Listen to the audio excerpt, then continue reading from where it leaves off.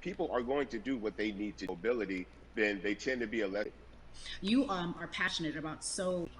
Well, right now, obviously, being a part of educate people, we want to inform people because people are tired, they're angry, they're concerned, and they want a direction. And we thank the people that do not look like us for standing with us right now because it's very Amen. important hundreds of years ago. And so I'm trying to use my voice and my platform just to let people know that if they feel like I do, there's a number of places they can go to enact change in their community. People need to know about how their city council runs. They need to know that they have the ability to speak when those are not the places that they feel the money of their And Bud, community needs to be allocated.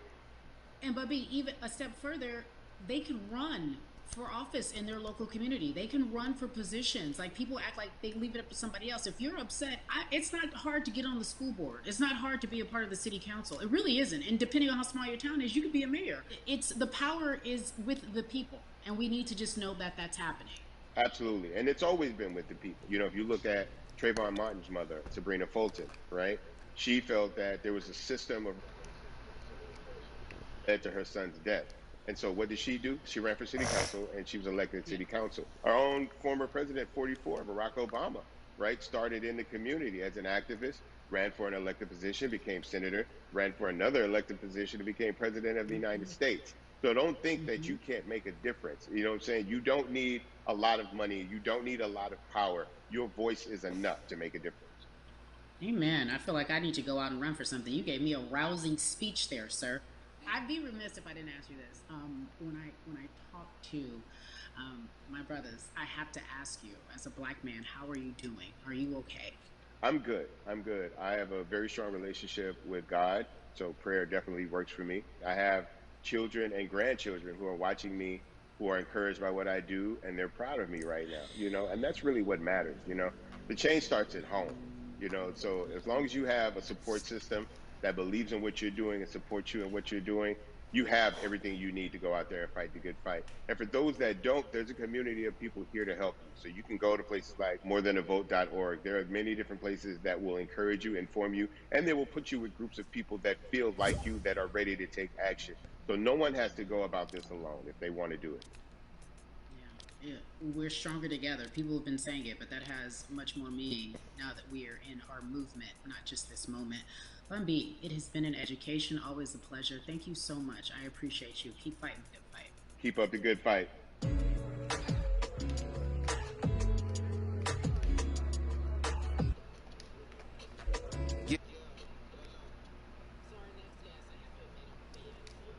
Many different people that we could talk to, and I thought it was so imperative that we speak with her. On the huge successful show Insecure, HBO's Insecure.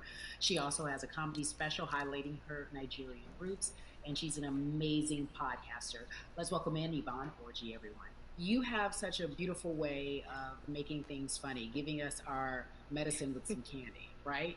The humor and Yeah. the healing. You bring all of that to your space. And right now, as you look across this country and how everyone is so broken and so upset, if it's not social injustice, it's the pandemic, it's depression, it's unemployment, the list goes on and on.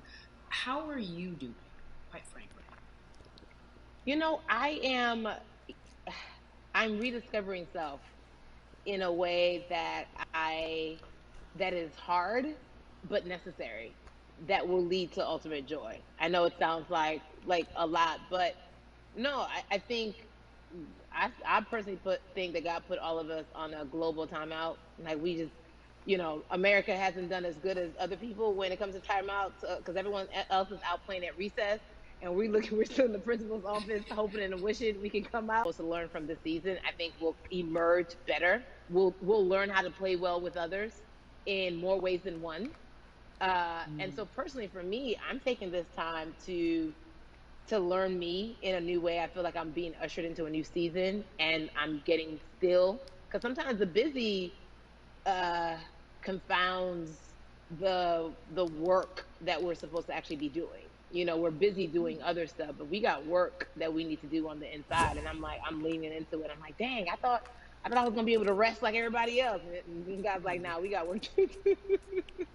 You know what? And I think that's what everybody is saying about 2020. It's demanding that we be better. And you said it's a global timeout. What do you mean by that? Yeah, it's like everyone sit down. sit down, be humble, to quote the great prophet Kendrick Lamar. Uh, but like, no, seriously, sit down and let's reevaluate some things. Let us unearth and shake up the things that we have been trying to hide within ourselves, within our nation. I think America is going through an unraveling right now, a much needed, a much necessary one. And I think all eyes on us, right? There is no, oh, I was on the subway for an hour, so I didn't miss that thing that happened. No, everybody was home. Everybody, was watching when George Floyd died, and everybody, no one could hide it. Everyone was watching when Amy Cooper called the cops. Like, this is a time where it's like, oh, we can't pretend it away. We can't excuse it away. No, no, no, no, no. It's a global timeout. Sit down, watch, and let's learn. And globally, it's like, hey, Yes. we were going business as usual, but it ain't usual no more. Like that's over. Anytime Yes. change occurs, it's very uncomfortable. And so right now we're sitting with we're getting we're getting comfortable with the uncomfortable. The minorities, we've been comfortable with being uncomfortable because that to me explains just the existence for whatever we want to do, how we break into our careers, how we live our lives, how we find ourselves one of the few or one of the first. And that's a lonely road. When you look at, and when you talk about this global timeout, everybody had to pay attention to Amy Cooper, everyone had to pay attention to George Floyd. How is that helping us as a people, as a country during our global timeout? I think, well, one, we're not minorities, Carrie. You already know it. It's like these labels that they put on us. Yeah. It's like the same way of saying like black on black violence. Also, there's no white on white violence. It's branding, Yeah, right? It's all yeah, branding. you're right. You're It's right. like white people kill white people every single day. So no, there is no black on black violence. And if you say black on black violence, well then let's brand white on white violence. Like, I watch Mhm. Investigation Discovery. Ain't too many of us being featured. so, I just even like, but to answer your question, what does that do? I think what everyone expected is what has happened in the past when the world was still open, right? In that, okay, you had everyone, from Trayvon Martin to Castillo to Sandra Bland. You had all of these lives lost, and black people made some noise. We rioted, we got out in the streets, we started the Black Lives Matter movement, all of those things. And then white people kind of just like, oh, let's give them something. And then it's just like, is it over? It's like Oscars so black. Okay, okay, good. We gave some Oscars. Are we good now? Like, are we even? Hmm. And it's now it's just Hmm. like, oh, no, no, no, no, no. This is not about like a band-aid. It's like, yo, we might have to amputate the leg a little bit, but it's all right because we're gonna by amputating the leg, we're gonna save the body. And so I think that's what's happening now. Like, America is realizing, like, oh, black people aren't just making a little bit of noise. Like, the protests are still out. The conversations are still being had. The change is still being demanded. And I think they're seeing, oh, this is not going away. And no, it's not, because we need systematic change. What a beautiful way to explore what is happening and describe our country. We might have to amputate the leg, but that's to save the body. That's what's happening right now. That's beautiful, Yvonne. And to that end, I have to ask you this because the way that we do that, we use our voice. And our voice right now in this world, in this country, is our vote. And everyone talks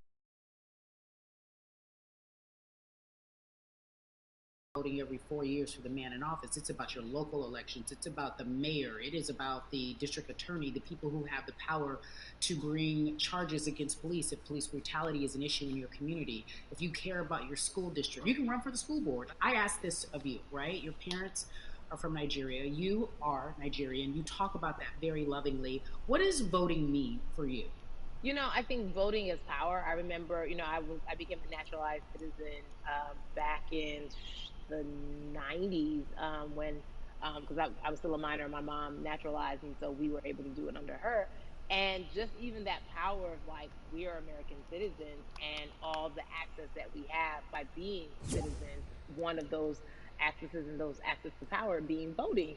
It's a big deal. It's a big deal because not only are we do we have the opportunity to be in this country, but now we can be of the country. We can be of the systems. We can be of the rules. We can be of what it actually affords. But I think, going back to your earlier comment about just the setup of systems. I think we are done a disservice, either it's schools or whatever it is, and I'm not putting teachers on blast. I think teachers do a phenomenal job, but for some reason, we do not, and give them all the raises. I know too many parents who are like, I might, this child of mine, I do love them, but hey, who, where can I drop them off? And I do think that there's a disservice done because, again, when we talk about them, to your point, we talk about every 4 years. It's important to vote for the presidency. We don't realize, like, oh, snap, we actually can vote about, like, how much our libraries get. It's like small things like that, but they make a big difference. When you think of voter suppression in this country, what does it look like for you? It's the systems. When we talk about voter suppression, we also talk about systematic racism, right? It's all the systems that set up. And we've normalized, okay, maybe your job will give you a half day, or maybe, you'll be able to get this luxury. It shouldn't be a luxury. It should be built into the system. It should be built into the fabric of how we vote.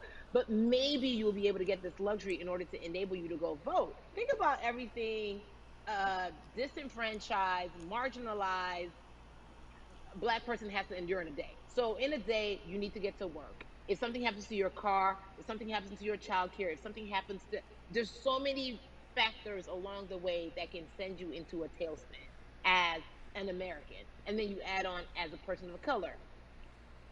If you're just trying to get to vote and you already have to go through all of these hurdles and hoops in your everyday life, imagine the one day when your voice really is supposed to matter the most in this country. But then you also see all the times that you tried to have your voice matter, and then it's been shut down, repressed, told it doesn't matter. And then you're kind of like, what's the point? How do we keep hope though? If I'm watching this right now, how do we as a people stay hopeful? How do we believe in the promise that these quote unquote forefathers have given us? Because have you met Black people? By default, like hope is infused in our DNA. Like you know, like if we haven't been broken now through, be it through slavery, through capitalism, give it to me, colonization, through segregation, through, I mean, listen, the history of Black people in this country is, at one point, we were 3/5 people. Mm-hmm. That was a written law.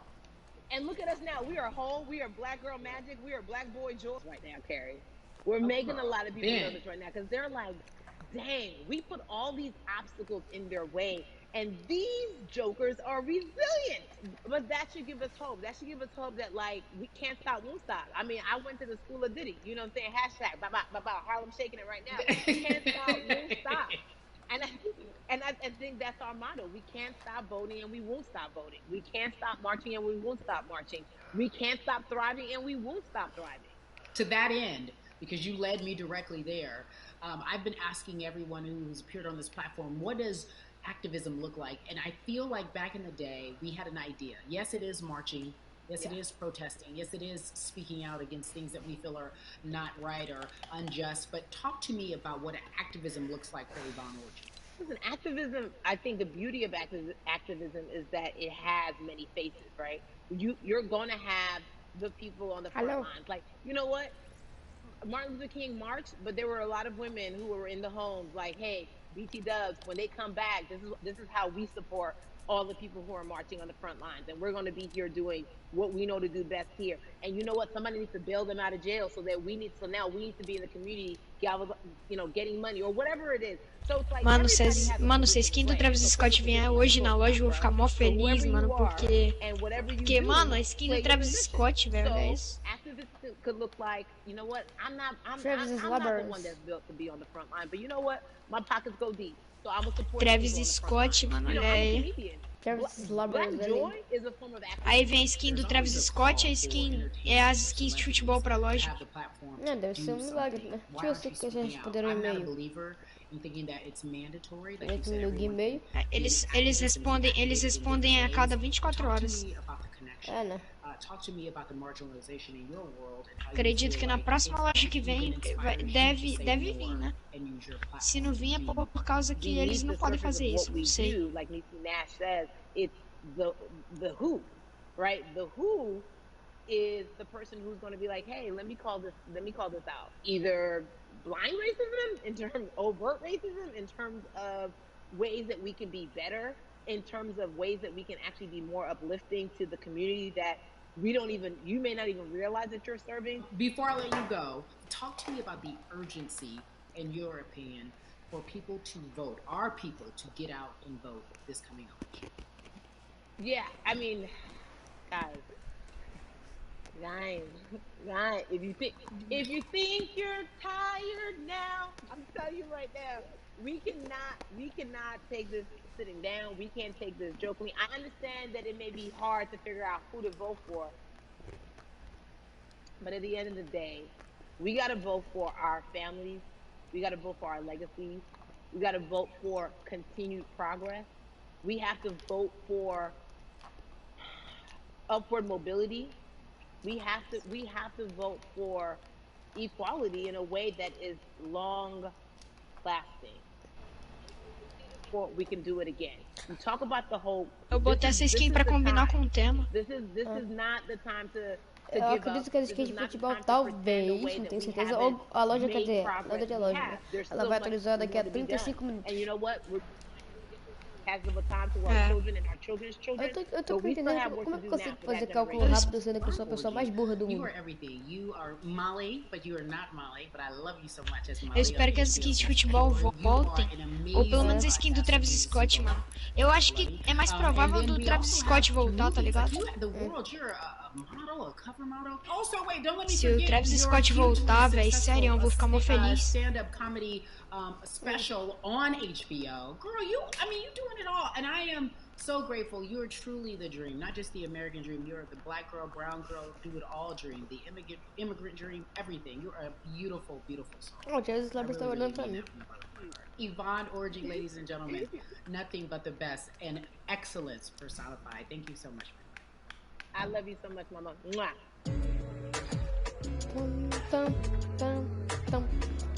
Ó a musiquinha. Da hora. Yeah, la.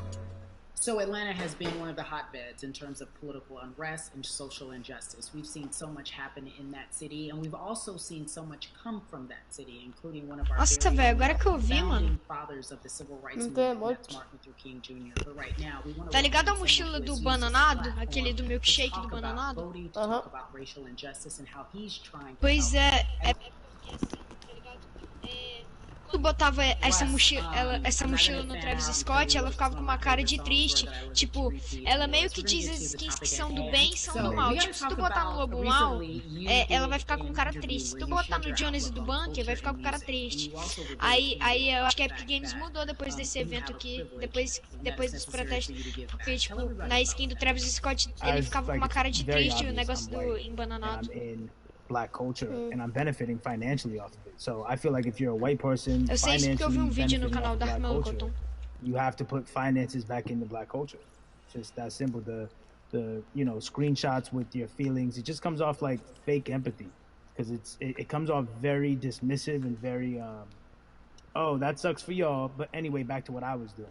Have you felt that way always, or is it now because of the time of where we are in this country?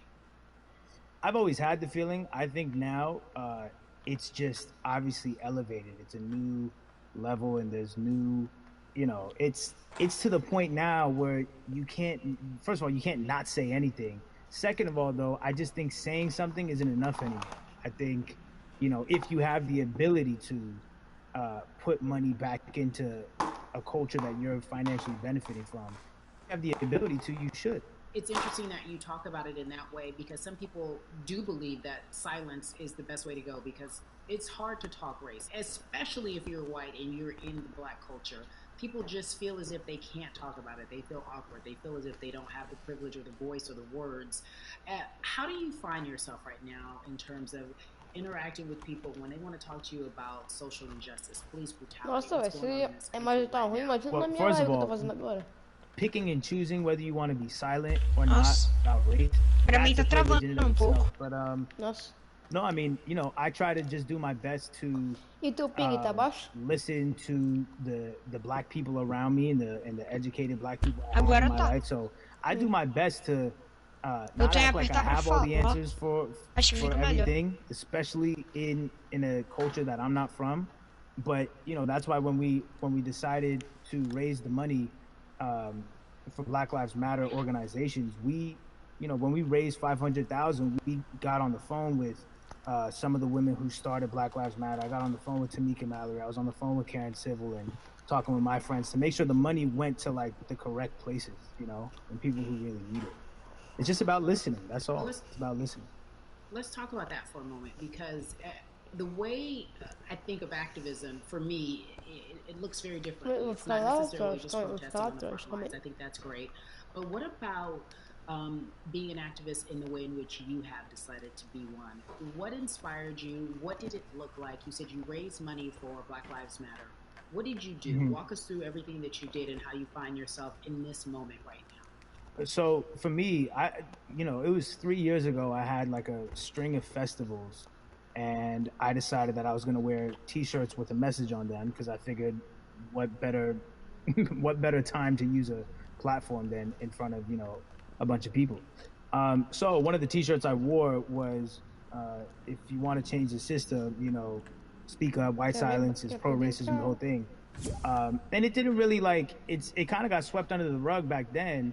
But when all this stuff started happening again, and it's been happening, the police brutality against innocent Black people, I was like, man, I'm not the biggest artist in the world, and I certainly don't have the most white fans in the world, but I got a good amount of people that I can definitely mobilize and turn into some money. And I know they're down for the cause because it's merch, it's a good thing. And I've always been outspoken anyway, and so how am I going to be in Black culture and not be outspoken about racism? And then I got to ask you this, because you grew up in Atlanta, so that gives you a heads up, depending for so many people, because you're in the crux of that beautiful Black city where there are so many wonderful Black leaders.